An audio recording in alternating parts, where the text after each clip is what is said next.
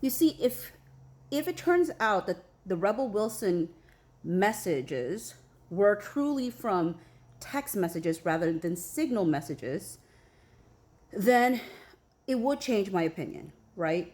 Because then it would say that Katie Case's testimony seemed to very much accentuate that the only means of communication about these smear campaigns or smear websites would only be through Signal. There would be no other places of communication. She said maybe limited email, right, on this Stephanie Jones thing. I would have suspicion about that if it turns out that these Rebel Wilson messages were through text.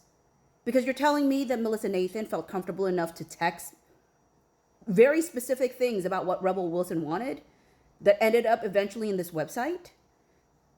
You're telling me that she was willing to do that in text message, but for Stephanie Jones, all of it is only through Signal and you don't have those messages anymore. That's what would give me pause. That is the thing that would make me wonder if she's lying, right? But that's why I need to know the docket number. I need to see the docket number. I need to see if it was a Signal message or if it was text messages, because that affects the narrative. Because I'm hard pressed to believe Katie Case in saying that it's only through Signal and maybe limited email that they had conversations about this alleged like smear site for Stephanie Jones.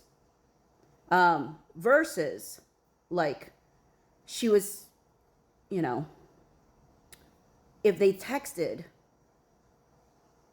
about Rebel Wilson and it wasn't through Signal, it just has a different feel. That's all I'm saying. So I need to fact check this before I change my mind.